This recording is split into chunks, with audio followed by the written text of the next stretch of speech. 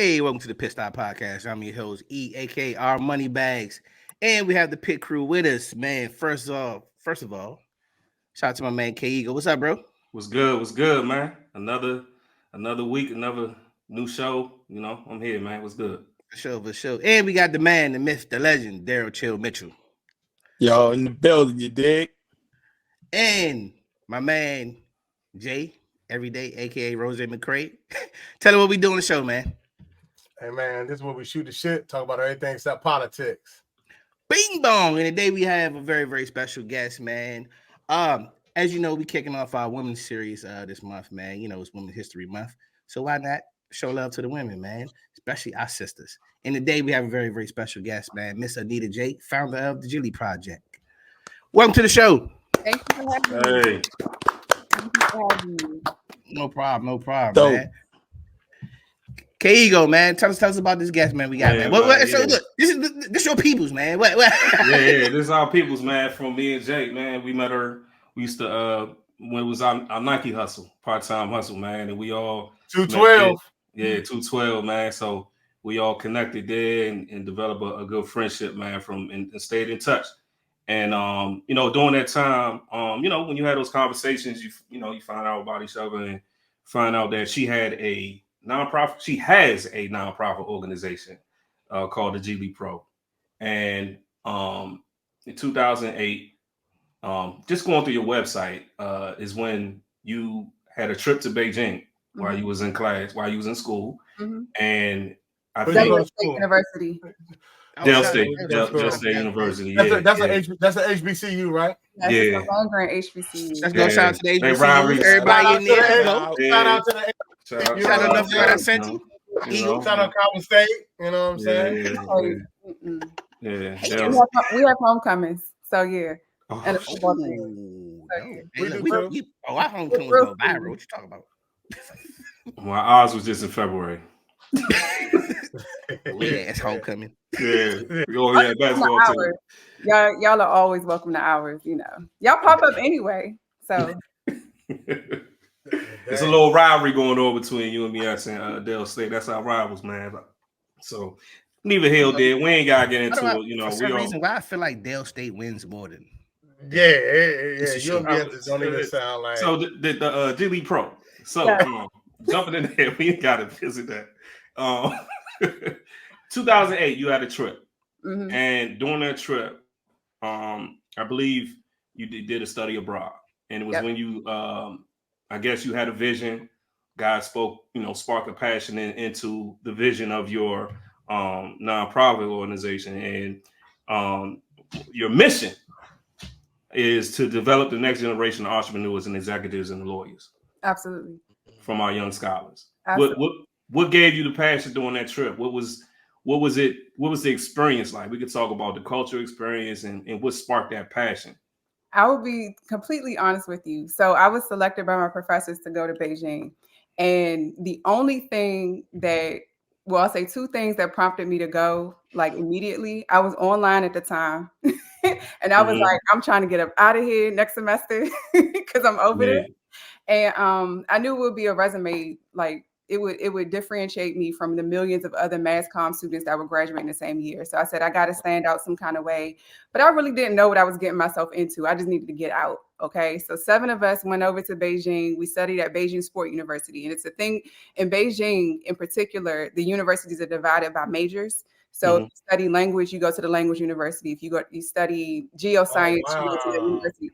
But I study sports. So we went to the Beijing Sport University. So for 4 hours every morning, we would learn Mandarin, reading, writing, listening, speaking, and even on holidays, like we were there during a whole summer. So like the 4th of July is a holiday we celebrate.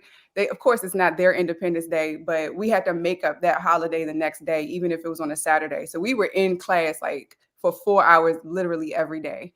And then after that, speak Mandarin? I'm not fluent. I can get you around, but I'm not fluent. It's a difficult language because it's the total opposite. It's common sense, and it's the total opposite of our English language. Our language is like conjugated verbs and a whole bunch of nonsense. Like it don't even make sense why we have synonyms and homonyms and all that stuff. But in Beijing, and you know how Beijing has, or Mandarin has characters, like Right. it looks like pictures. It's actual pictures of what the word means. So when you learn, Oh, okay. you know what I'm saying? So like, for instance, I didn't mean to go off on a tangent, but I'm interested now. the word, Yeah, like yeah. So the word for people is Ren, REN. But we could spell it out REN, but the picture looks like two legs, like a person. Oh snap! Yeah. So it makes sense, right? Yeah. I got what you're saying. I understand what you're saying. But it's a I billion. got a cousin on that's over there. He speak Mandarin. He and got married to a young lady from over there, so he lives there now. Okay. What part of China? I'm gonna find out. I'm gonna text his mother, find out. Okay. Yeah. So it was very intensive in terms of like learning the language, but I didn't really catch on to it until I got out, like hanging out, going to the bars, going to, the different markets and, practicing. I didn't really learn it in the classroom. Of course, we were the only Black people in sight. Everybody in Asia looks Asian. So, you start to see the differentiating factors between Japanese and Korean and Chinese. And that was cool. But what prompted me to really focus on entrepreneurship was the fact that I was meeting so many Africans in China who were my age who started businesses. Because, China Wow. exports. So they were literally finding factories, putting contracts on them, and they were 21 like myself. So I'm like, man, we doing this ass backwards in the US, right? We going to school, we getting into a whole bunch of debt and trying to work these six-figure jobs by the time we're 30. And it just don't make any sense when you got the whole world to be your company, your marketing, your product, So I wanted to expose students, to the HBCU students, to that they could be entrepreneurs. I was not thinking about entrepreneurship, but Beijing just really changed my life, honestly. So we've been back before COVID. We haven't been overseas since COVID, but we've been back we went 5 times. I went back doing my master's when I was at Georgetown. That helped, but that was a it was a Nike related event. I don't know if I told you about that, but Nike sponsored the men's basketball team to go out there. So I was out there doing my master's for about 2 weeks. That, mind you, I'm about to quiz y'all. Do y'all remember the men's basketball team getting into a fight with the Chinese team and it made the front page of the Washington Post? I was there. So I was at the event. Say word. The day before, Joe Biden, he was the vice president at the time, he was at the game. Like he was there on some like diplomatic whatever visit. And the very next day we played a China team and that fight happened. And we made the front page of the Washington Post. I remember that. So I remember that. Yeah. It was a good PR moment for me to understand like what crisis PR means, like to, because mind you, we're in a different country. It's not like they was fighting a team down the street. Like we had to make sure that was big news. Yeah, and we had to make sure like the second leg of the trip was in Shanghai, and so we weren't, creating no beefs. We didn't know. Make sure y'all were safe. Make sure y'all were safe. Y'all in somebody else. Yeah, and the fact that Joe Biden was there the day before was like security issue. You know what I'm saying? So it was crazy, but it was a Nike sponsored event and it was pretty cool. So we got to see all the Nike athletes from college to, the pros in Beijing and Shanghai. So China it grew on me. It was always an opportunity for me to go back. And every time I went, I had to take a student with me. So it's been cool. But Geely in itself has really transformed. And Geely means inspiration with urgency in Mandarin. So don't say I ain't teach you nothing, but Geely. So why the like you said, why Geely? Why how did that, like, I know it came about because of what you did, but why? Like, what made you want to give back? What made you like, hey, these kids need to experience this? Because I went to the greatest college ever. I was about to say the greatest HBCU.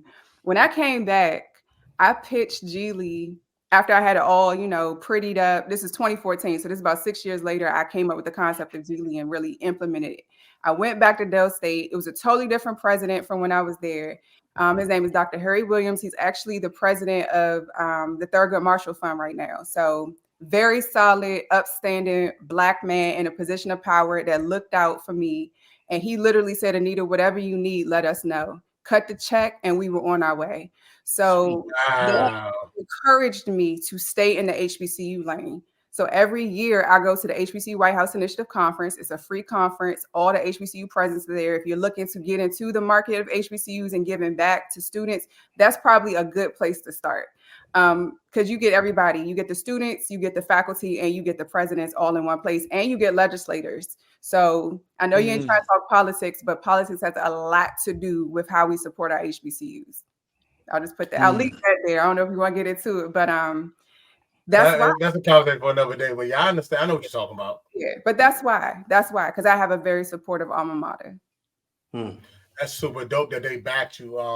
You know what I mean? Because we don't get that publicity being from HBCUs. We always hear like HBCUs don't have no money. I mean, you can look at the Deion Sanders situation with Jackson State, and you know some other situations. I remember when I was at Coppin, they had said something about, because at one time Coppin was just a college and they turned it to a university because they found some money that was supposed to go to Coppin or something like that, some kind of situation. So it's always the Coppin. I mean, the HBCUs getting the short end of the stick. So to hear that somebody having their back and funding somebody from their alma mater, that was dope. That's pretty dope. That's good to hear. But that has to be a testament to you, man. That means you had to have a clear vision and you understood your vision.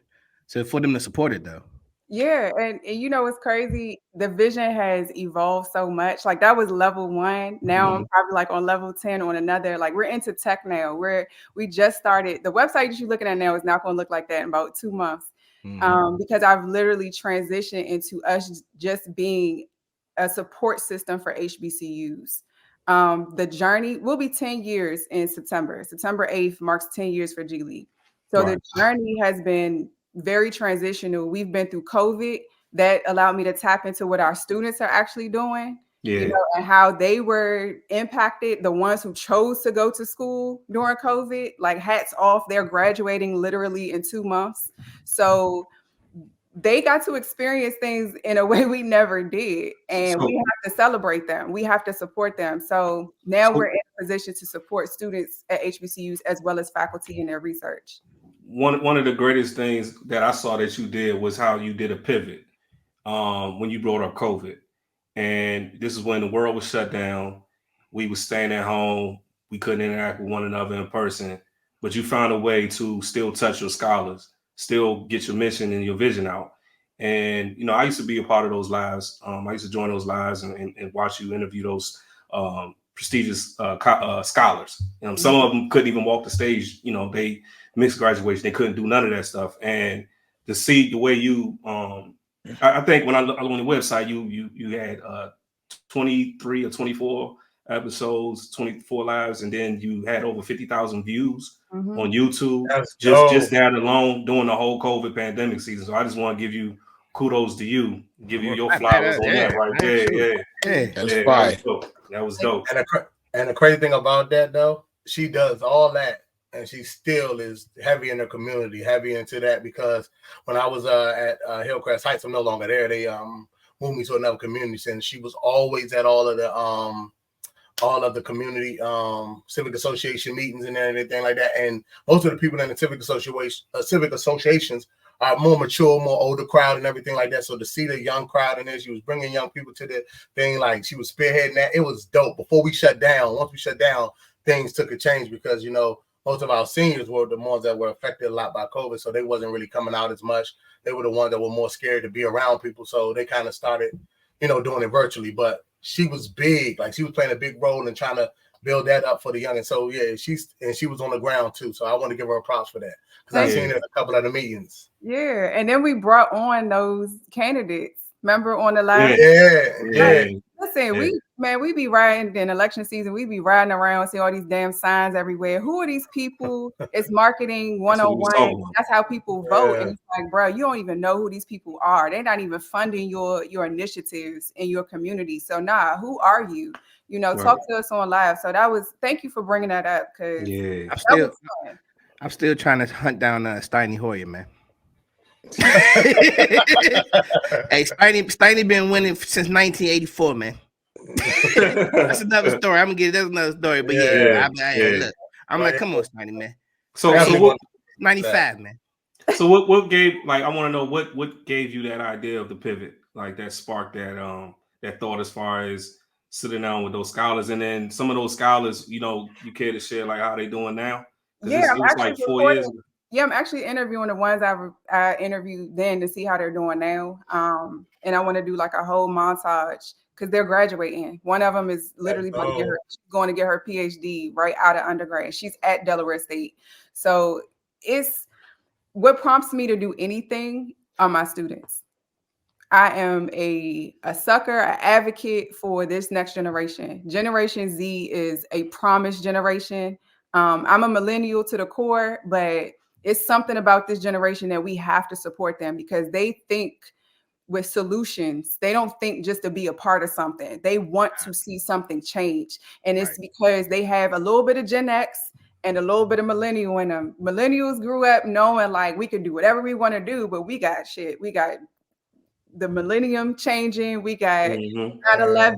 You know, we had it was a weird time for us, yo. It was a weird time. We had a recession, and we didn't see a lot in our time. Yeah. But the reason why I do like them, the reason why I do like the new group coming up, they're fearless. Yeah, I was about to say that. Yeah, they super fearless, man, because like they don't believe like just to watch them say, "Oh, this ain't the job for me. I'm out of here." Like I'd be like, "What? You gotta have your benefits." That's the era we come from. Like, we gotta we know we're not getting retirement, so that's when we started getting kind of like our stocks and our 401k and all that. They like, listen, man, I don't care about no money at the end of the day. Get my money now. I'll worry about everything later. Like I'm trying to set myself up, man. Because you know what? They're teaching themselves. They're going on YouTube and they're in TikTok and learning the shit themselves. So you can't limit them. You have to guide them. That's where we got to come in because they can't learn it all in one place and think that they learned the right thing. So we have to give them that wisdom and be like, okay, Let me ask you something real quick. I always say this about them. Imagine being born in a virtual reality. Like your brain does not. They see things a way we'll never see it. Because like this whole thing, like just think, I tell people we thought we was doing something because we was born in the era of the telephone. So when they born in a virtual reality, like, these kids, when they start clicking and watching telephones at 3 and 2 and fighting with their parents for the phone, that's real. So when they see things, man, like she said, YouTube and TikTok, that's normal to them. Facts. It's normal. It's like, yo, all right, let me go do this. Like, yo, bro, so that's why I asked you, it's really something to say when you really can tap into their minds like that. Yeah. That says a lot about you. Right. Because they think different. Yeah. Okay. Continue. No, go ahead. You said what you were saying. I was gonna say they have unlimited tools for creativity.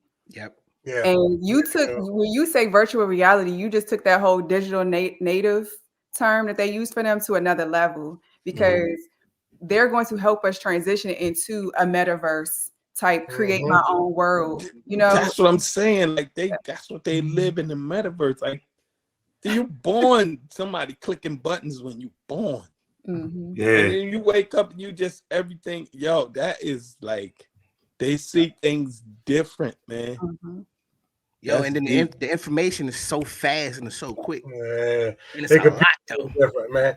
Like when to see those babies at 6 months walking, just the way they compute, the way their brains are, is totally different. Like I know that because like watching my nephew grow up, man. He can before he can talk, he can open up a phone or open up an app. Yo, it was crazy. My sister, man. My sister could talk before she could walk. Oh yeah, I remember that. She could talk, man. She would at 6 months, my sister was talking. And my grandmother told my mother, she said, yo, this child can talk. My mother said, there's no way she can talk. She only 6 months.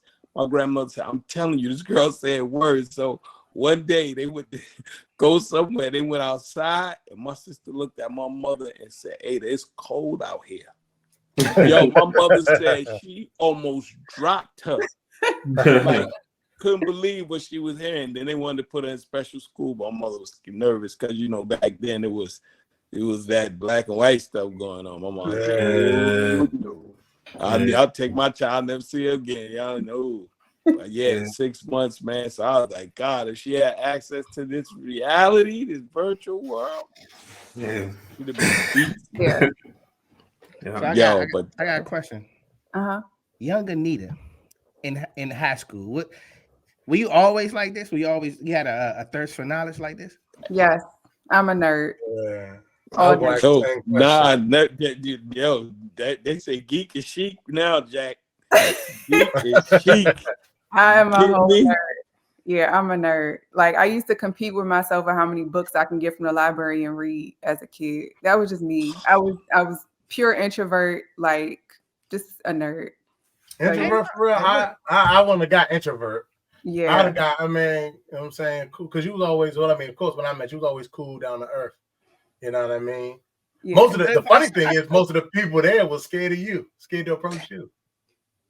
I don't know why. Wow. I don't know why. But I would think you'd be more outgoing though.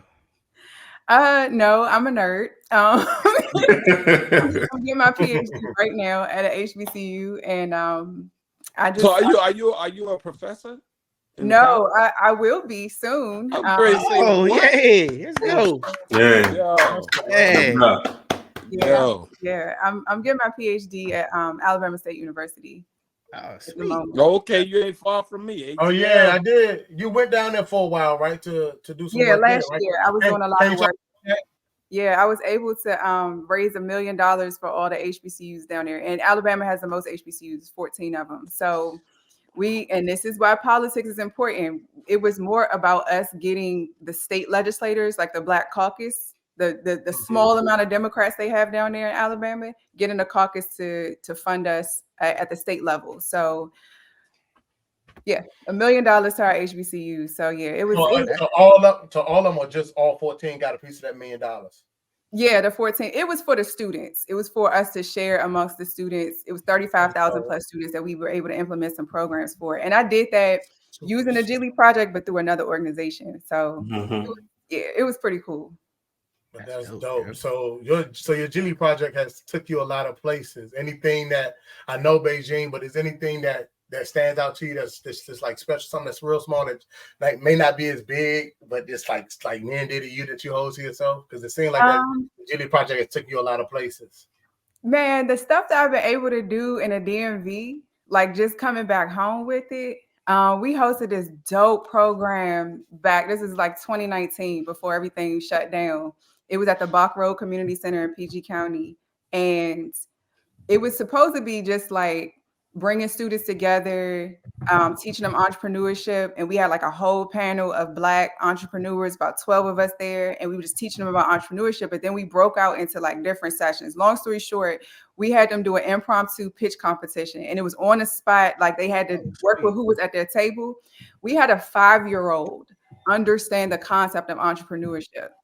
So his sister, she was 14. She made like this little makeshift product, like a clothing line. Like, you know, they had like 30 minutes to make something up. And he was the brand ambassador. So he knew how to represent his sister's brand. And this was in a matter of 30 minutes. So doing stuff like that, and being able to do it at the higher ed level and at elementary, it's just like, and in the community, it's like, man, we are the infrastructure. We just got to pull the resources together and understand everybody's strengths, because the next generation is looking at us for the opportunity. So we want them to look here as opposed to, you know what I'm saying, anybody else. Anita, you'll be proud of me. I was an S Corp since I was 19. So, hey man, 19 years old. Who educated you on that though? Who my accountant. Hey, but hey, look, but the fact that he told you that though. Yes. No doubt. He was like, look, man, you gotta be incorporated. And see, the only reason I was S Corp instead of LLC, because at that time they wasn't allowing actors to become LLC. We had to be S Corp. So I became S Corp, and it's just been, I'm like, It's just now I'm starting to use it to do multiple things. I always just use it just to do acting. But now I'm branching out into real estate, and you think that I'm doing it through my escort and my trust. Yes. And see, we weren't taught entrepreneurship growing up. If somebody was an entrepreneur, they was hustling something, and it might have been feisty. And then entrepreneurs in our hood were drug dealers. And they the best involved. The best business minds, though. That I mean, they really doing the same deals that they doing on Wall Street. You know what I'm saying? So, they just can't incorporate, and you know what I mean. But they doing it. Right. Yeah, shout, hey man, rest in peace, my pops, man. That was the first person I saw that was entrepreneur to me personally, because he quit his job. He had a good job too. I mean, he said, "F the job. I don't want to deal with these people anymore." And that's when he started painting on it for himself. And hey, look, man, he had heart, because once when you get deep into a career like that, it's scary, man. Because it's comfortable, right? Yeah. And but look, hey man, but you don't want to have no regrets, man. So that's why I say with the kids now, anybody too. Hey man, just go for it. You don't want to have regrets when you get old. Go for it, bro. I'm telling you, I tell people all the time. See, I'm listening to her, and it's giving me confirmation. Because see, when you asked her what made her get into that, you don't get into it; it get into you. Fact. Oh yeah. It's definitely a passion. Yeah. And it's nothing you can do. It's nothing you can do about it. That's the direction you're gonna go in. Yeah, you gotta roll with it. And I mean, but who's better than you? Yeah, I'm listening to you. Your energy, your swag. You know, you could roll with the best of them too.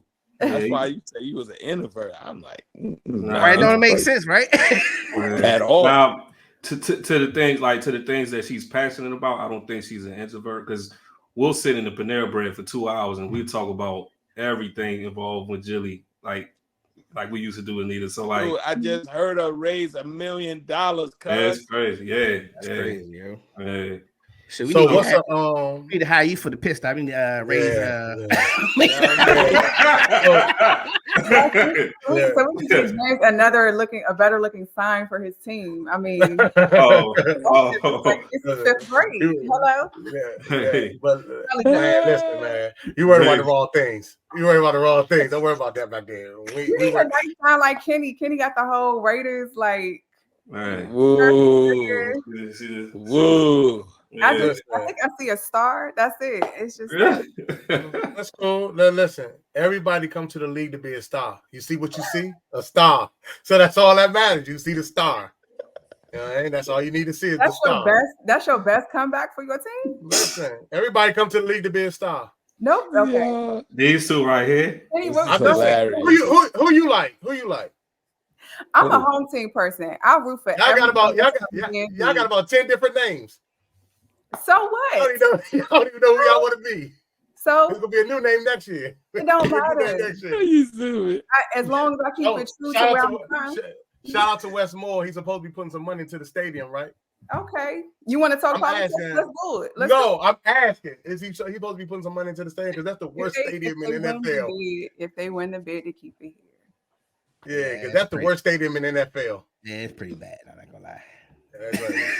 I've been to a few stadiums. It might be the worst one. I ain't gonna lie. That joint's the worst stadium in the NFL. Nah, Philly joint is a football stadium. See, y'all used to all this. Philly got that jail cell. That's a football stadium. But you know why Philly got a jail cell, because the Philly fans don't know how to act. I went to a Redskins Eagle game. I will never forget it. And I was with my boyfriend at the time, and I was like, "You must want to break up with me for bringing me to this shit," because they were peeing on jerseys when the Redskins.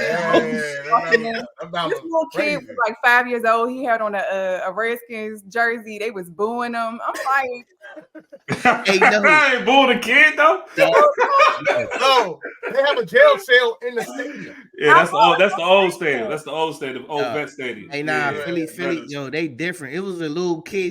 He had to be no more than like 6 or 7, yo. He flipped the 49 fan as the bird, yo. Like he was like, yo, these little dudes is different. I went to. Yeah, I went to a Raiders Pittsburgh Steelers game one time. Mm. Never again. Never. I thought I was. That was in the 70s too, right? Against the Ray Lewis, boy. I was like, we needed him in that stand, Jack. I was like, man. And we was in the box, and it was violent up in the box. I mean, I get violent in the we was trying to get out the hallway. I said, but that's how that Redskin Cowboy rivalry is, man. People Ford shot. It'd be crazy. I'm like, listen, y'all know y'all gotta go back to your house. Dude, not you know to play with them. Right. Dude got murked just to drink this year. Yeah, we went to the 49ers killed a Raiders fan in their stadium in San Francisco a few years ago. He threw him over the little thing. Yeah. But they man, these kids fans crazy. These kids Cowboys fans be going crazy. Like they going like they on the team. Like but back to Nita Jolly, like real question. G-Lee. You see how I did it on purpose. I know you did it on purpose. You know what's funny? I'm gonna give you that because you from the DMV. Remember we had the G League Kings, the basketball team. This was years ago. Yeah. When I first brought that team on the scene, people were like, "Oh, it's the Jai Light Kings." I'm like, "No." Jai Light. Shout out to the DMV. Shout out to the DMV. Yeah, John likes in the building. Yeah. I mean, they Jai good though. That Jai. Yeah. But tell us the day in the life of a scholar that'll be in how would it go? Like, how do I go to the joint? How do I get it? And then when I get in, what's the steps? Like, how is it for me in that being in there? Like, how is it? Like, you know what I mean? For me being a scholar, like, what's my day in the life? Oh my God. Today I have an 80-page paper due in 3 days. Okay. I'll give you that. My paper is about publicly underfunded HBCUs. But the way I'm doing it is that I'm going all the way back to how we taught ourselves as slaves. Because you know about the Reconstruction era, right? I'm about to educate you. So just bear with it. The Reconstruction era was 1865 to 1876, 1877, right? Mm-hmm. This was the most extraordinary time for Black people. When I say we talking about after 400 years of being enslaved, we had 15% of our representatives were Black in the South. We had 4,000 schools established in the South. We had land, like we were doing our thing for a 10-year period. So my thing was, okay, we got most of our HBCUs late 1800s after the Civil War. But how were we learning in order to go through Reconstruction and thrive the way we did? We had to know something. We weren't illiterate. We had to know something. So I've been studying Charleston, South Carolina, and that was probably like the Mecca for slaves. You done made Daryl Day. You done made Chill Day. You done made Chill Day. That's where you're from, man. Look at you done made his day, man. Okay. Let me tell you something about your city. South Carolina or just Charleston in particular? Well, we both. Charleston and Beaufort. Yeah, Charleston and Beaufort. Charleston, South Carolina had about 3,000 freedmen living there. And there were 3 ways that we educated ourselves, okay? The first way, and this is how dumb the masters were. I ain't going to say no races, but this is how dumb they were. They adopted this mentality that it was an old European aristocratic mentality that said, I'm too good to learn my business. Doing the day-to-day functions of my company is beneath me. So they told their slaves to learn the business. So they would send them away to freed men and free women to learn a skill. But of course, we were also educating ourselves. That was way number 1. So we were literally running their companies, but we were less than them in terms of literacy. The second way was pretty much how we are as a community, right? It was a village mentality. Because we were separated at birth for most times, we were sent away to plantations where we were taken care of by people who are Black. You know, the father might be free, but the mother might be still enslaved. So the father side of the family would adopt us, and we would go to school with the side of the family that is free, and we would go to schools with them. So we became a part of a bigger family. And Charleston was famous for this because it was 3,000 freedmen there. So just think about everybody in Charleston is pretty much free, and everybody that was enslaved was sending their kids to Charleston to educate. That was way number 2. The third way, and this is probably the way I would have went. So back during that time, we weren't allowed to go anywhere at night unless we had a pass from our masters. Right. We were literally learning how to write our own passes and sign the names. And here's the kicker. We knew that the police, them, didn't know how to read and write. So when they would ask for our passes, we would just show them a paper. And we be with free. some words on it. With And some we words be on it. free. So Wow. we educated ourselves, and this is prior to the Civil War. So now the Civil War happens. Now, mind you, I want to just throw this out there because I'm learning this, and it's blowing my mind how race never was never a thing until America. We invented race. White people invented race, literally. When they came here and took the land from the Native Americans, they brought indentured servants. The indentured servants were Irish, West Indian, African, and the only differentiating factor was that the white supremacy mentality was that's what differentiated you as a Black indentured servant from a white indentured servant. We were all poor. They were the planter elites. Those were the plantation owners. They were the 1%ers. They were the ones telling everybody who to do what and who governs what. So this dude named Nathaniel Bacon, y'all ever heard of Bacon's Rebellion? It was in Virginia. So look it up. Nathaniel Bacon was a plantation owner. Well, he owned land. I don't think it was a plantation, but he was in Jamestown, Virginia. And he wanted some more land from the Native Americans. He wanted to seize more land. The 1%ers were like, hell no, we ain't give you no more. He said, okay, well, I'll do you one better. I'm going to join the Black indentured servants and the white indentured servants, and we're going to do an uprising, a rebellion against y'all white 1%ers. So the white 1%ers got scared and was like, shit, we're going to have to divide this shit. And they lied and told the indentured servants, just because the only thing that differentiates you from being a slave is your race. And that's where racism started. It was that fear mentality that if the poor people join together and take me over, we gonna have issues. So they knew it was more. They knew it was more people than it was. Absolutely, the 1%ers. Yeah, and they knew they couldn't fight the Native Americans because the Native Americans knew the land. They had their own language, so they had to either wipe them out or do forcible seizures. And that's how racism started. It started here. Okay. And they only recruited from Africa because the West Indians knew the British language. They knew English. And so that would be a whole uprising in itself. So they had to go to Africa, where if they brought them over here, they wouldn't know the language. They wouldn't know the land. They wouldn't know shit about anything except for that they're enslaved now. So wow. It's remarkable what we were able to do with the very little that we had during Reconstruction, including establish so many HBCUs. Yo, you know what's funny about history? And I'm listening to you. It's funny how it just evolves, and it's just a new form of slavery. Yeah, it just recycles. Yeah, that's crazy, yo. Because you gotta find a way to stay on top. You gotta find a way to stay on top. Yeah, and then like I'm listening, but remember because I remember Martin Luther King said the same thing. He's like, yo, he had to think about race. He's like, hold up, it ain't really a race thing; it's an economic thing now. He said, yo, hold up. You got these poor white people too and poor black people. Hold up. Y'all need to come together. The same thing your man did, basically. Right. This whole country was based off of capitalism. Yeah. That's it. It's just money. Yeah. That is it. And slavery was the institution for the economic infrastructure of this entire nation. So when you take that away, what do you do? The North was buying from the South. You know what I'm saying? They were their customers.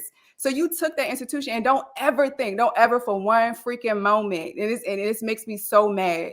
Don't ever think Abraham Lincoln was in our corner. Do not ever think that shit. In 1865, that man said he would never be able to see, 1861, he said he would never be able to see Black people being able to vote or being equal to white people. Yeah. Wow. We sit up here and praise this dude for signing papers about our freedom. Check this.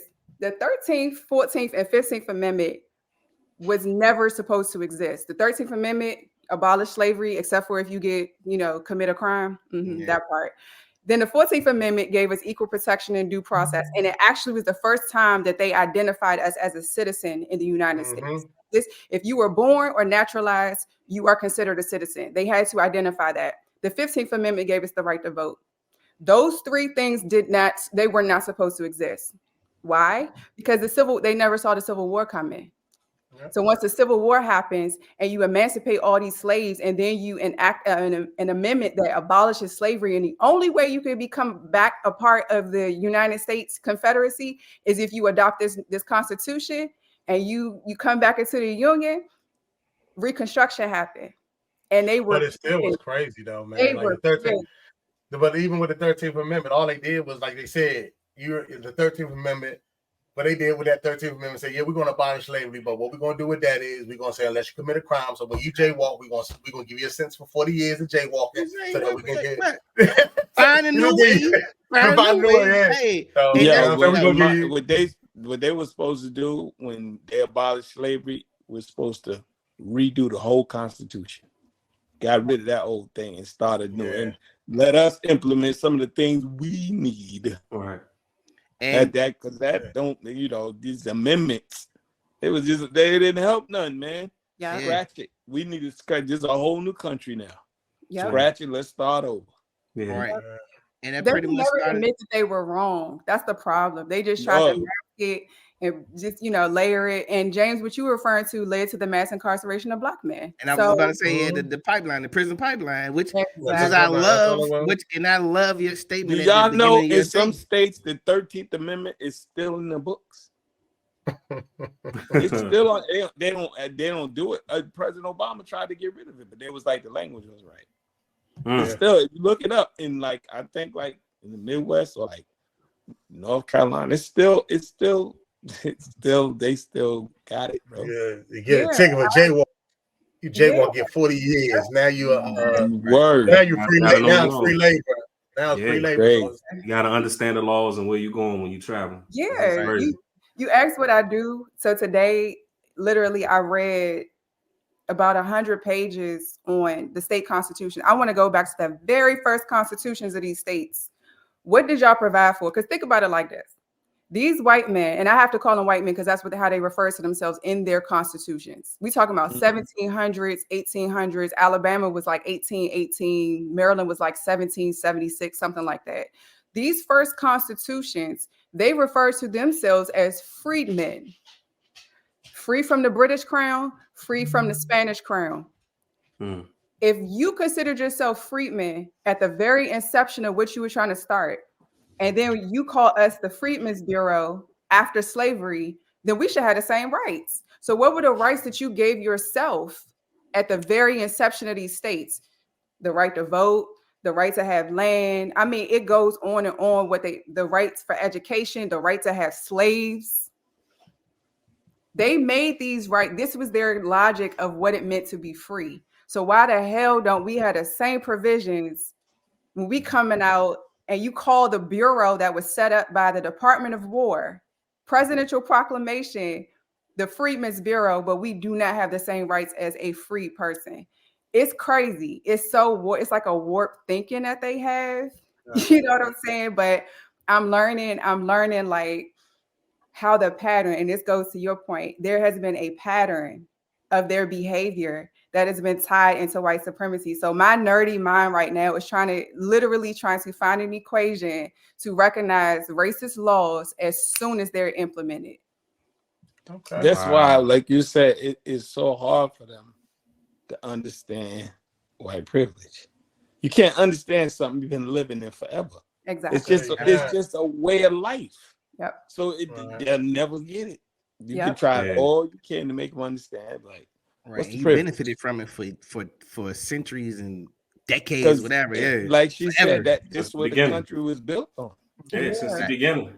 You know, and then it's that's why, it's hard for people to understand electric car. We've been riding gas so long. Ain't nobody riding no electric car. That's what they said. The History Channel, man. Like I watch a lot of History Channel, man. I'll be watching a lot of that stuff, and it's just crazy why people, like you said, it's just really the arrogance of people.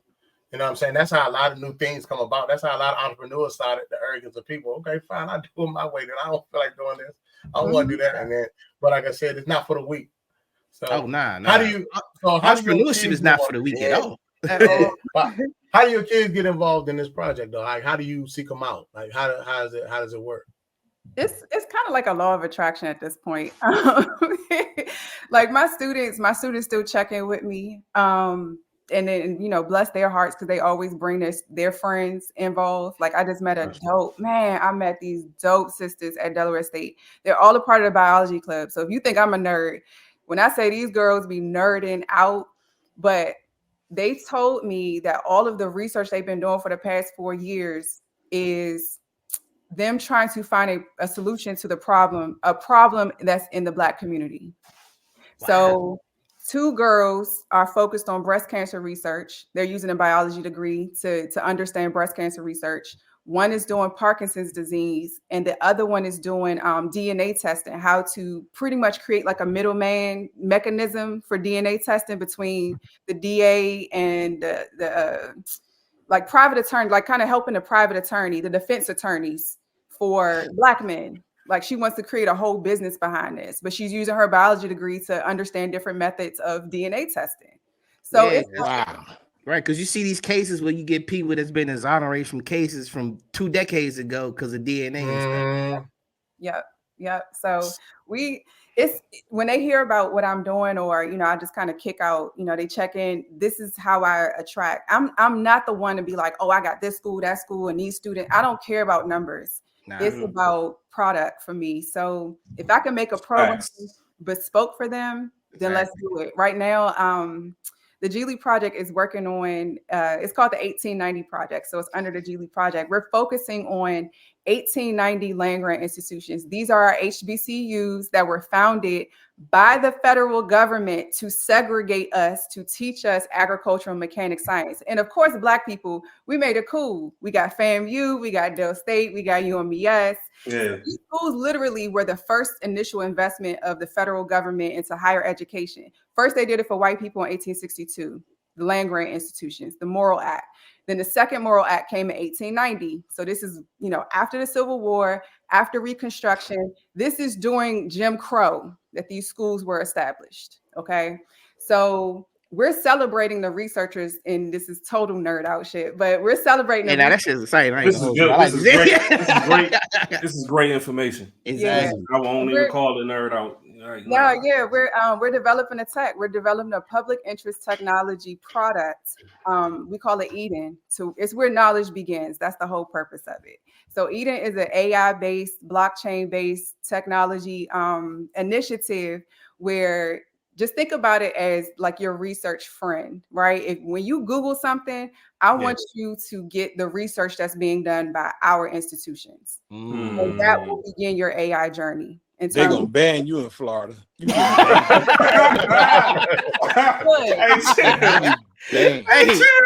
this might be the last Pissed Off podcast episode. Florida gonna hear this. We over. Hey, what I just say about Florida a couple days ago? I said I ain't spending no damn money. They ain't getting none of my money. He definitely said. Florida said, "Yo, no, take the books out. Don't teach the babies none of this." Ron DeSantis' old ignorant ass was my inspiration. Honestly, his ass was my inspiration, and I will say this publicly and loudly. When you try to take the history of somebody and then whitewash it as we were just skilled laborers and we were happy, I got to tell the truth to the next generation. I got to do it so it's protected from people like you. So where you have a state governed emphasis on or control on the public education system, I'm going to create a curriculum for us that you can't knock because it's technology. If all of the HBCUs are using it, all of the HBCUs are being validated by it, who are you to tell me we can't educate ourselves in our own way? Exactly. Null and void. Like, come on. It's like trying to stop Google from sharing information with you. You can't do it. Once it gets rolling, you can't do it. So and I have to say this. The starting project that we're going to use, I want y'all to write this brother's name down because he probably his story has not been told. And this is something that I would love to document one day. Hint, hint, Hollywood in the house. So Shout out to the networking. That's what it's all about. Okay. So Dr.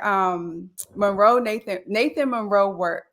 He was a statistician, a sociologist, and he created something called the Bibliography of the African and American Negro.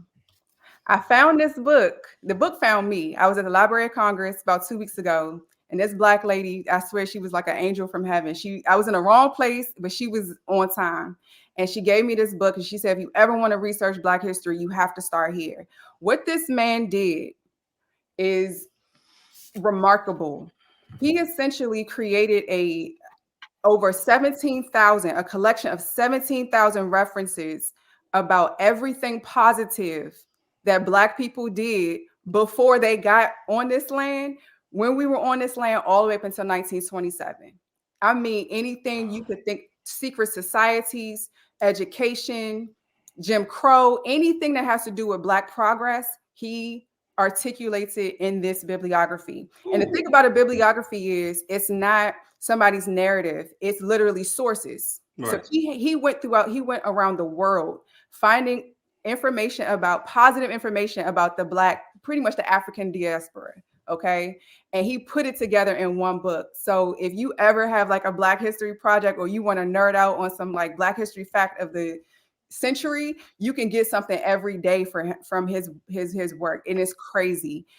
He started though, because he wanted to he wanted to chronicle all of the lynchings that were happening. He wanted to have So, he crossed paths with Ida B. Wells. The beautiful part about his story is that he studied under W.E.B. Du Bois and Booker T. Washington. They ain't like each other. They ain't like each other. Two different. Yeah. So he was able to glean from these two geniuses at the same time and create this work. So his work is crazy.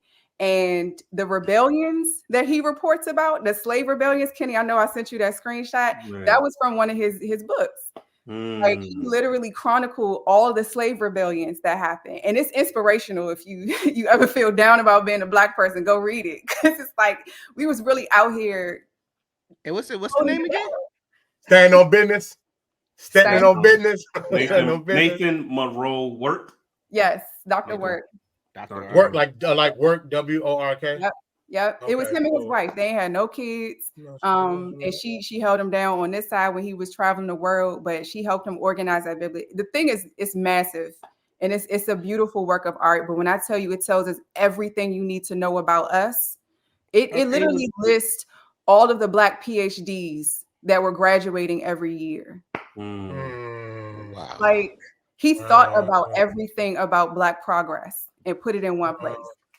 He did it at Tuskegee. He did it. I just saw it. He's found a Tuskegee. Yeah. At the same time, Dr. Carver was there. Can you imagine have Dr. George Washington Carver and Dr. Work in the same facility? They both were recruited by Booker T. Washington because he was the president. Wow, that's dope. That's Black genius just sitting in one place. I just wonder what type of conversations they were having. Like, what? Yeah, that's some dope stuff.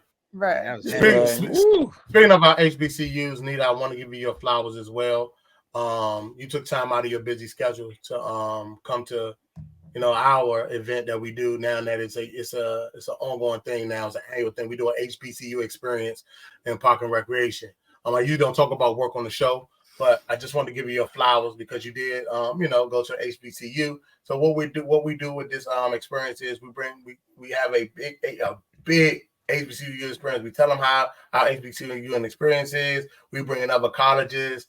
You know what I'm saying? They get to learn about stuff. We have the Soros, the frats there. We have the drum band. Like it's a big thing. Like it's a huge thing, man. And it's been going on like the last, I think 3 or 4 years. It might have been longer than that. Because I want to say we started before COVID, but I had the pleasure of Anita. She definitely, I hit on the phone like, yo, I need you. She ain't even hesitate. She just sent me the stuff. You know what I mean? And I appreciate that. So I wanted to give you a flower for that. Thank you so much. You know what I'm saying? For sure. Yeah, I saw my face on the website this year, but I ain't get no invite to do it. So yeah, thank you. I'm not on the I wasn't on the committee then. I wasn't on the committee then. I'm not on the committee now. But you know, I can probably rub a couple elbows to get you back. That ain't nothing. Okay, thank you. So I send it out. I send the kite out tomorrow. Y'all had David Banner out there too last year, right? Yeah, we had Uh-huh. David Banner. Yeah, That's what's up. David Banner came through, talk to the kids. Of course, they didn't know really who David Banner was. You know what I'm saying? They didn't know who David Banner. I didn't know who he was. I'm that old. I'm that old that they don't know. Yeah, bro. Yeah, bro. You gotta remember. It's not the fact that you're old. He just hasn't come out with anything. Yeah, you gotta remember though. You gotta remember who we talking to. We talking to 13, 14, 15, 16 year olds. They don't know, bro. Wow. He hasn't come out with anything. You gotta have me out there. On a big crit I'll bring a video with me. So I just chose stuff. I show Sweet Life of Zach and Cody. I'm winning. But the crazy, but winner is but the crazy thing about it is, I guarantee you, if I show House Party, they would. On fire when I get their attention every time. Locked in.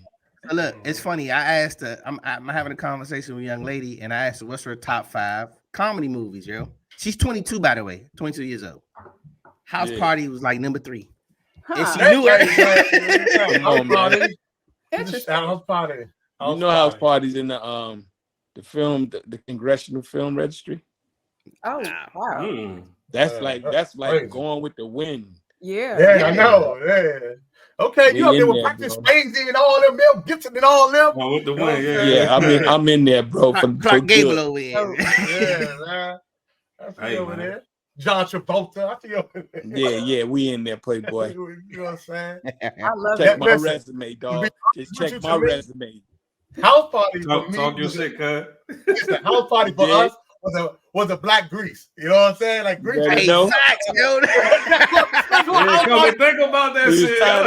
Black personality, you know, we was trying to compete with Tom Cruise. The rest, you know. Right. You know, hey, we got him. We was there, bro. We had more screens. Oh, we'd have whipped that Hollywood in that. Yeah. But I mean, I didn't think about that, too. You gotta think, they did limit the screens though back. Yeah. Of course. Yeah. And we still crack. They still do that. We still pop with limited screens because the movies was packed every day and night. Yeah. That joint was funny. I remember that time. It was like one of the things you got like it was a cult like following because you had to know like, hey man, you see how much we made other movies money because kids was buying tickets to other movies just to sneak in. House Party. It's sold out. They'll buy a ticket to anything. That's so they get in the building, bro. Definitely impacted the culture, man. Like y'all up there, especially in the 90s. They talk about Juice, Menace Society, House Party. They got all, you know what I'm saying, everything. So, yeah. Well, Nita, you're going to be proud of me because I'm going back to school. I want to go to school for film and television. Love it. So I'm trying to pick a good HBCU to go to. Hey. I think I can learn, and I can also be, you know, a contributing factor to our young students coming up. You know what I mean? Right. Absolutely. I can influence them and let them know and possibly introduce them to Hollywood. You know what I mean?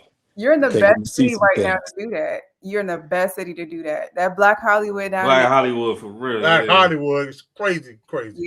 Yeah. Hey Kenny, Kenny, you know what would be a good conversation? We gotta set this up. How about Anita and our girl, Miss Allie, Oh, that'd be a crazy. You know what I told you? That's the lady. That's the last episode I text you. Anita. That'd be when you get a chance, check it out. Yeah, y'all would definitely get along. That'd be a super dope project. That'd be something like because it's two different perspectives, but it's the same thing though. You know what though? That'd be over some wine at a. Before we gotta do that now. That's alive. That's alive. We gotta do that live, yo. Okay. I would like to meet up in person and get comfortable with each other offline, and then bring it to online. I think that'll create more of a. I already see the vision for this. This is a conversation we gotta have on stage, live with an audience, yo. Okay. We gonna make that happen. Yeah. That's it. We producing content on live on air, but it's cool. Yeah. Okay. I'm down. We gonna set that up. So I do remember you saying 10 years in, right? 10 years, you're a vet now, right? So, and you said you're supporting them. So, like, I know what you were saying, but like break it down to me. How do you support these HBCUs? Like, because I know you're saying you have kids that you still talk to. Do new kids get involved? Like, break it down to dumb it down. Like, let me I don't even know what's going on. Like, how do you support these HBCUs? What do you do for these HBCUs? So right now it's programming. Like, we're building the tech. That's a lot of my time. I can't be boots on the ground as much as I used to be because we're building a tech. We have a tech company. My advisor is Dr. Sophia Noble. If you ever get a chance to Google her, she wrote a book called Algorithms of Oppression. And it's about how we Black people are represented when you Google search us and how the algorithms are biased against us. So her research is pretty much how we're building our AI so that AI machines aren't built against us, but the data that they already have for us. So, it's nerd out shit again, but she is really helping us navigate the world of tech. That's a lot of my time. Writing grants all day. That's all I do. Finding grants, HBCUs, writing grants. The power of what I do, instead of just working for one school, I build consortiums. So I'll build a collective of HBCUs if I know that they need, researchers in agriculture. I'll build a collective of HBCU researchers that are ag related, but from all different schools. And so we can go after grants like that. We do better together as opposed to just one institution. So that's the fun part. But the tech, the endowment. So I've refocused Geely. So we are the endowment for HBCU research. And if you know anything about endowments, you just raise money to fund the programs. Them what they call them?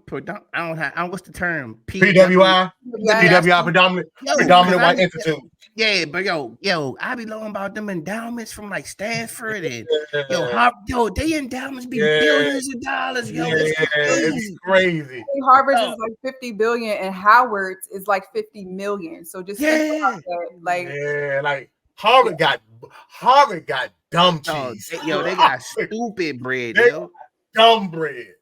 Endowments is what funds your actual academic program. So my goal is to start the School of Global Communications at Delaware State University, and it's going to be an endowment through the Geely Project. So that means in perpetuity, if in 20 years, I say that endowment needs to restructure their whole mass comm building, that endowment is going to fund that. So it's something that alumni can do to support their alma maters. You could start an endowment today for UMES, for Coppin, for whoever. Clark Atlanta, you could start an endowment today with your name, with your brand, however you want to do it, it's going to support a program in perpetuity. That means forever. So Harvard's endowment supports like hundreds of their academic programs in perpetuity. It's crazy. So we're starting an endowment for HBCU research. We have to protect our geniuses. I believe we have a Dr. George Washington Carver on every campus. His story is remarkable. Like how he got to Tuskegee and did what he did. He literally said, I will do it for the betterment of our race. He was a first Black graduate student, grad student, and faculty member at Iowa State, which was the first land grant institution, but it was white.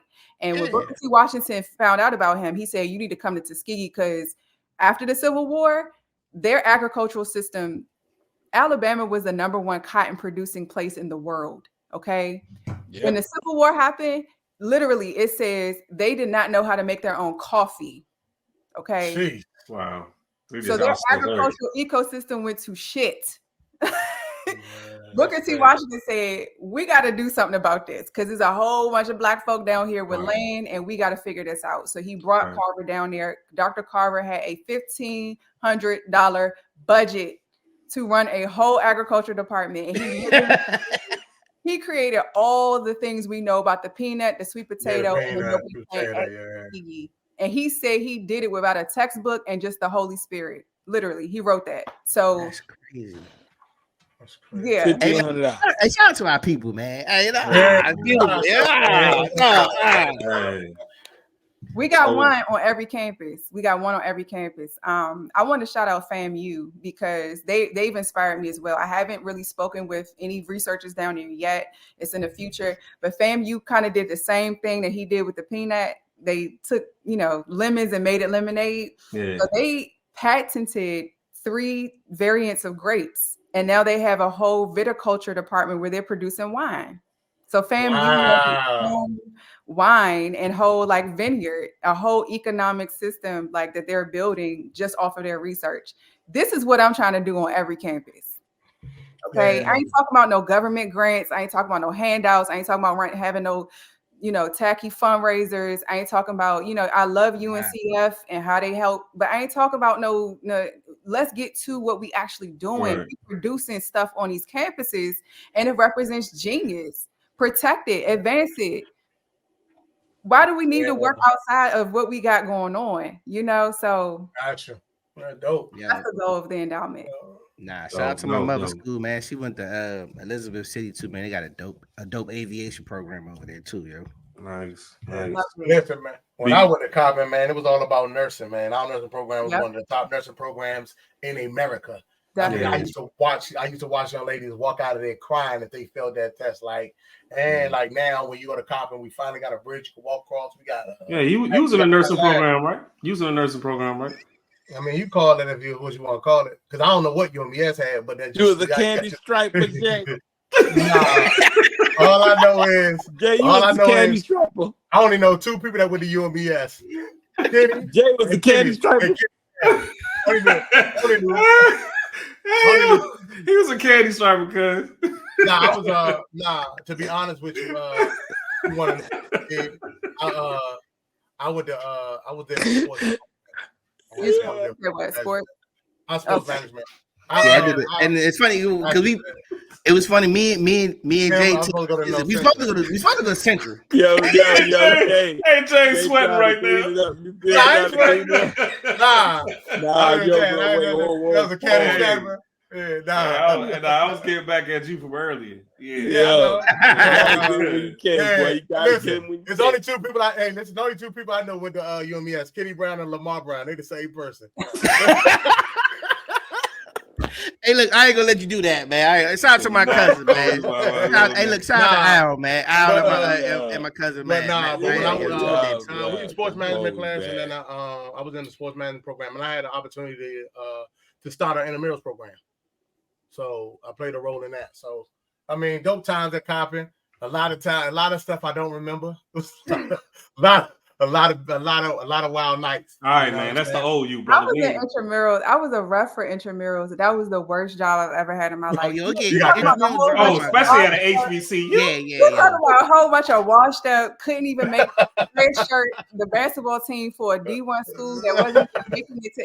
And they cussing me out. He cut you out. Every time you call, you got cussed out. No, I played an intramural game. I played 2 intramural games. I said, man, nigga, I'm not in the pros, bro. Y'all tripping, bro. Like, what are we doing here, yo? I lasted 2 minutes, man, because I ain't played in front of a large crowd in a long time. And I was out there. My first shot was an air ball. They said, boo! They snatched me up the court. I said, yo. You talking about embarrassed? Shit. Hey, I went and got dressed. Yo, I can't do this. Sorry, cuz. I can't, man. Oh, man. Yeah. Hey, be like I that. gotta give a shout out to my alma mater, man, North Carolina Central, man. They got a dope ass law program up there too, yo. Yes, there's one of like 6 HBCUs that have a law school. So definitely shout out to them. They made me look. They encouraged me to take the LSAT. I ain't gonna tell you what I scored, but that's another story. Yikes. I studied and never made it to the test, so I commend you because those tests are culturally biased, man. Absolutely. Yeah, no, it definitely is. It definitely is. They don't even require them anymore for the LSAT. So if you still want to go to law school, it's the best time to do it. Man, this right now. They after COVID. I don't know if they reinstituted, but they literally was like, it's no point for them. Yeah, they didn't have LSATs during COVID. I just could have went to law school. I'm really thinking about. I got an English degree. He said I could have went to law school. Yeah, hey, chill, real talk, yo. The LSAT deterred me so much, bro. I didn't want to go to law school no more, bro. Wow. Because I wanted to go to law school, yo. I ain't know that. Go, bro. Yeah, I took I was studying. Because I had to study it for the LSAT. I might go to law school, bro. I might look around and that's what that's how I ended up getting my master's, dog. Because I be like, I couldn't go to law school, so I went got my master's in finance. Yeah. Yeah. I ain't listen, Kenny. You too emotional to be a lawyer. I know, Kenny B. Hey, in my mind, I say, man, I'm going to represent everybody on death row. Yo, Jay, Kenny be talking about, we got to talk about love. Yeah, no, I'll be on the stand. Jay, you know you said that shit. Get out of here, man. You gotta talk about love. I need to do lawyer. Love. That's the. You can't handle the truth, hey, bro. This is not your part to say that, sir. That's my best. He said, "That's your quote." I said, "Yeah, that's my one word, my 4 letters." 1 word, 4 letters. Love. Yo. Hey, before over here. Sweet boy. Hey, crazy. Before we get to the victory lap, one question I wanted to ask you. This one I thought about. What's something you learned from your scholars that may gave you an idea for furthering your mission with G League? That's a dope question. Yeah, because I don't know if one could just, the first thing I thought about is what they've taught me in terms of resiliency, but another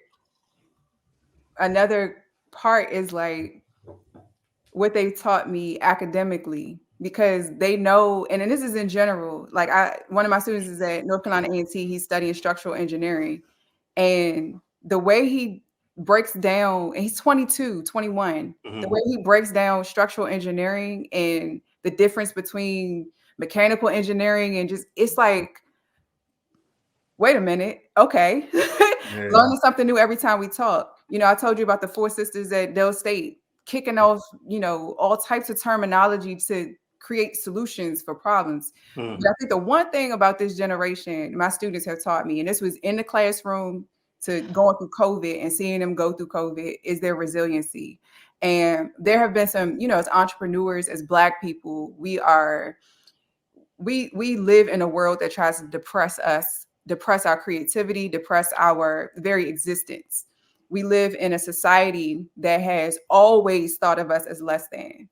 And for us to be so resilient, I think we need to play into it a little bit more. We play into it when we celebrate LeBron scoring 40,000, Angel Reese transcending the entire WNBA experience or women's college basketball experience.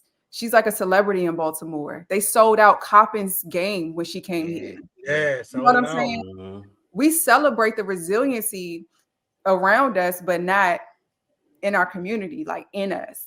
The fact that we're alive right now and we got through what we got through with 45 as the president, as Black people, you know what I'm saying? We have to celebrate our resiliency every day, every day. And this is something I tell myself. Yeah. So if you haven't thought of what your true purpose is after COVID, you literally went through something for nothing. You have to know what your purpose is at this point. And Black people, Anita just did the victory lap. Yeah. You jumped ahead of us, God. Yeah. That was, jeez. If you got something heavy after that, hey, be my guest. I don't know what. No, because it goes to your point, Mr. Mitchell, because what you were able to do, and I'm pretty sure y'all had a very low budget for what y'all did. $2 million. But for it to, in terms of house party, when $2 million.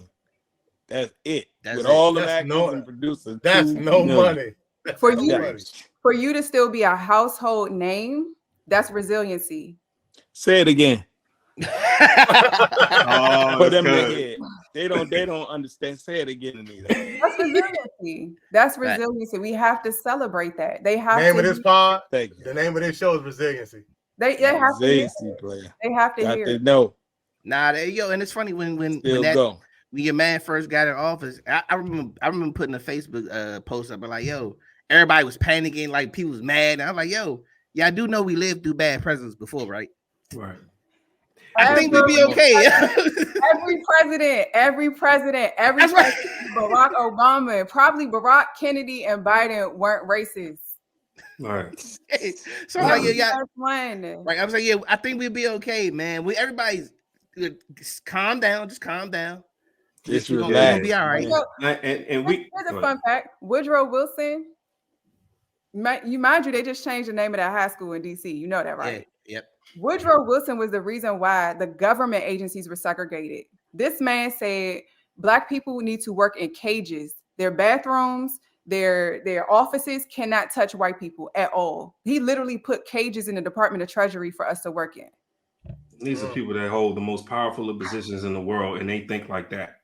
Rutherford B. Hayes is the reason why Jim Crow happened. In 1877, this man compromised. He signed the Compromise of 1877 that said, the reason why I need to get in this office is the white people in the South. And the only way I can get the white people in the South is if I pull the Union troops who just helped Reconstruction happen. If I pull them out the South, then they'll vote for me.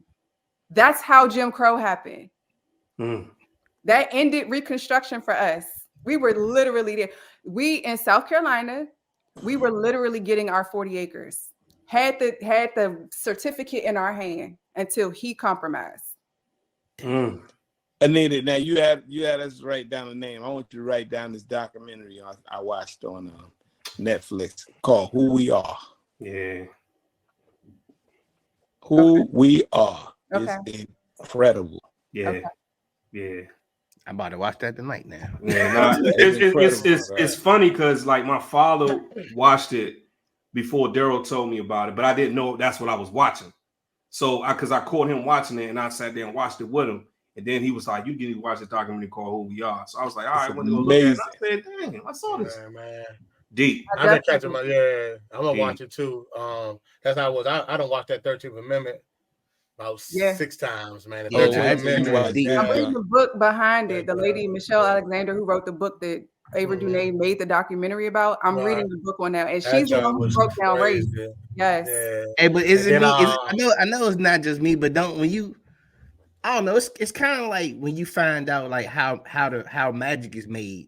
When you find out the trick, you be like, God, hey, that's all. Oh yeah, like, yeah. It make you feel some way though. It's not rocket science. Yeah, it's not. And guess what? And man, my thing is, yo, it's only magic if you don't know the trick. Yo. They show you the trick before you even get started. They show you, they ask you a question and throw you off, and then they show you how they do it before you even recognize it. It's crazy. Yeah, and then that other one I was watching like a documentary about, I forgot they was trying to take these people land. I forgot what city it was in, what state it was in. They was taking their land like that. People came over and slaved. It was their land. It was buried on everything. They was like trying to turn it into a museum. So it was crazy. Like, it was just wow. Like, and they was just they had to fight for the like it was theirs, and they had to fight for it. They was trying to take like this. Man, y'all live in the DMV, man. Y'all need to watch this documentary on Masons. Yeah, it is incredible, man. Even the bricks of the original White House, they were all stamped with the Mason symbol on them.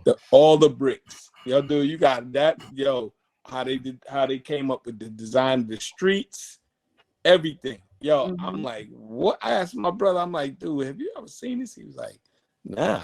It's deep. Yeah.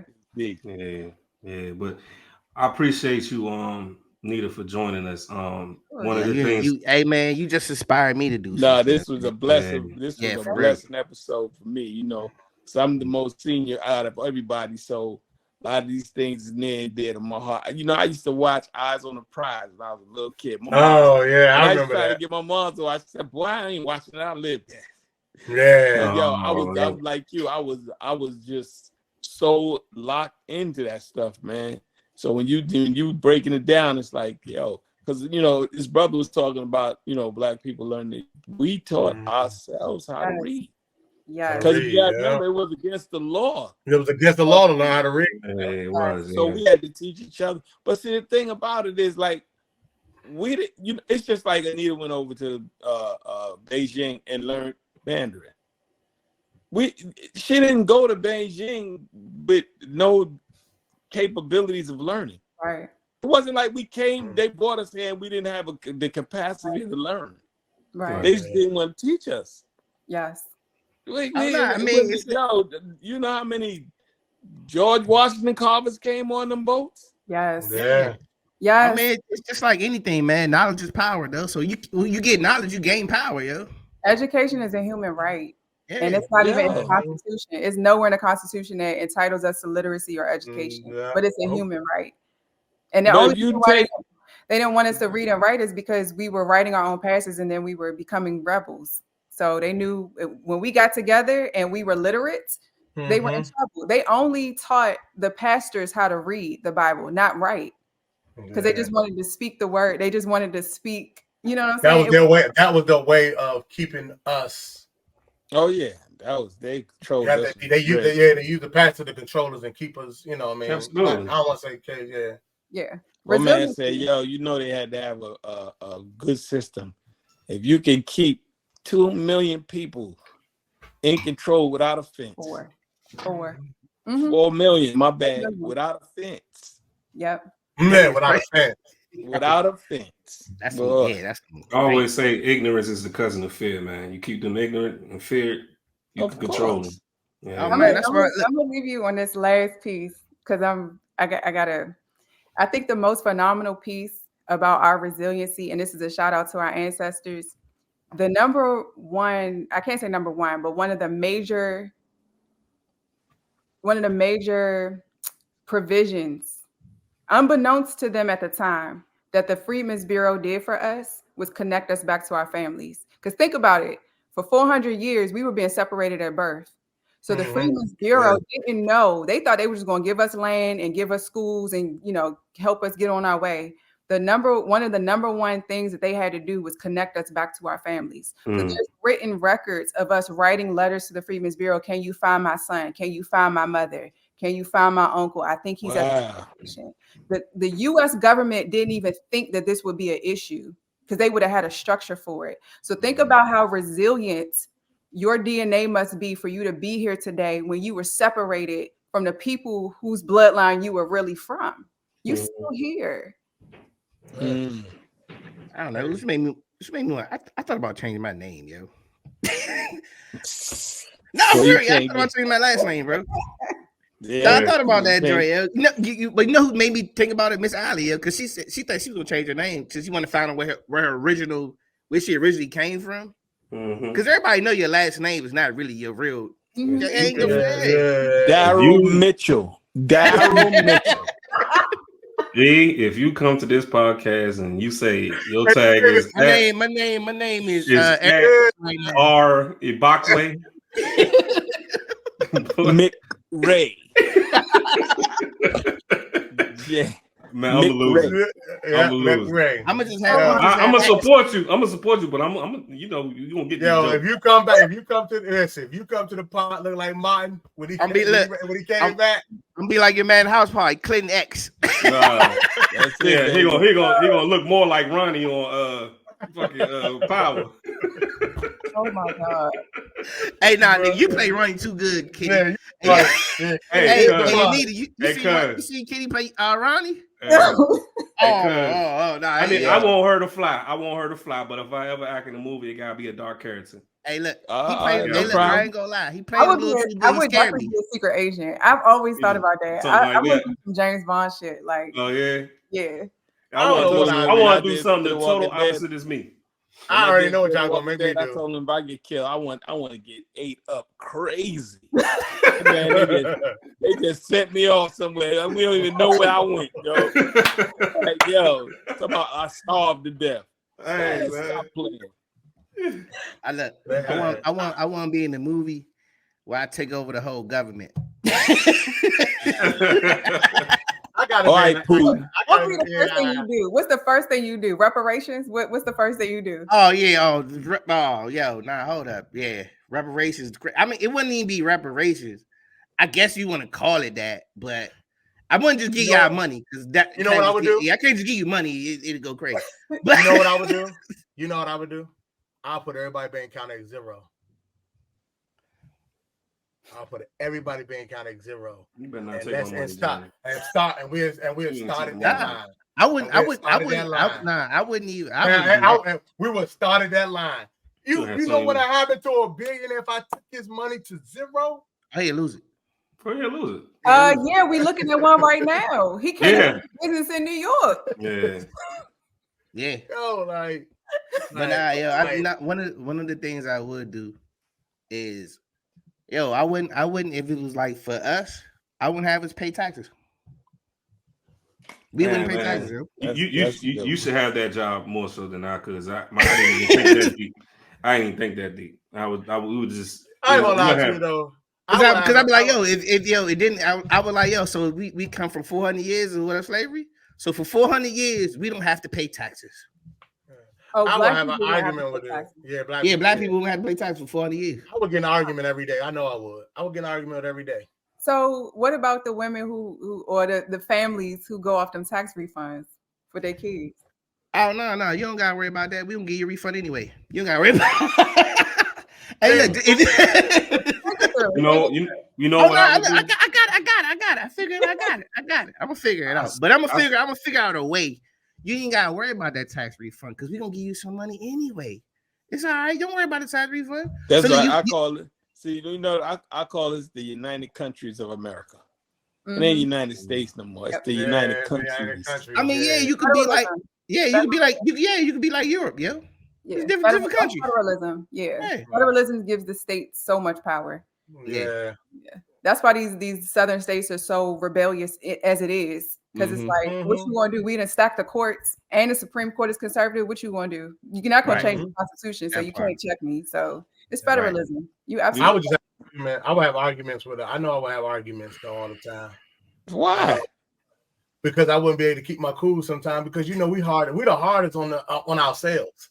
We the hardest on ourselves. So the first time I don't give something to Chill, and he say, "That's why I don't like that nigga Jay." No way. I would lose. Look. Hey, look. That's what. It's people to this. They be like, so what did Obama do? So what did like? I would recommend that, and I said this earlier. I think it's time for the women to take the leadership of the country.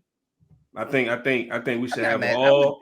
I ain't really mad at that for real. Yeah, I think we should have an all-woman Senate, an all-woman House, and a woman president. Real talk. As long as diversity, man. No, I think we need some men. I think we have some diversity. Yeah. It can't just be one race of man, though. So because they got to communicate with the other countries. Yeah, and them they don't recognize women. They don't recognize. That's real. Kenny gonna run America into the ground. No, I'm not gonna run America into. I just think I think we need man being arrogant for over how long we've been here. You know what I'm saying? I just think we need. But America is arrogant as a whole. Yeah. No, I know one thing I would change though too. If not for this is when it comes to the Supreme Court. No way you should be in that drink for a lifetime, bro. No. It's funny you say that because some of the first state constitutions didn't allow you to become a judge or didn't let you stay a judge after 70 years old. So I totally agree. Yeah, I'm definitely cool with that. That's why I said, man, they need to scratch that constitution and start all over. That's what I would do. That's actually a good one. Just scratch the whole thing and restart it over. Scratch the Constitution, and you need to renew every year. You don't get a 4-year sentence. They gotta put an age cap on that presidency. You know how you get an evaluation at your job every year. You know how you get an evaluation at your job every year. You need to get an evaluation every year to see if this situation is good for you. You should get a 6 months. You should get a yearly evaluation. And another thing I would do too. Like if you're African American, right? You should have you should be a global passport to go wherever you want to go. Oh, that's when and it never expires. That's what Alex said, right? We're more welcome abroad than you think. Like they're more fascinated with the color of our skin and our hair and what we look like. Because a lot of Asians have never seen a Black person in person before. So when you go to Beijing, they're trying to take pictures with you, touch you, stare at you. They're doing all this because they all look the same. I'm not trying to say they are the same, but they just do. We Black men, we rock star. You know what? I shouldn't. Never mind. I'll touch that on. All right, Hey, look, okay, go talk. I see. Hey, look, I see where this is going. With that said, Yeah. pissed out Yeah, podcast. man. Hey,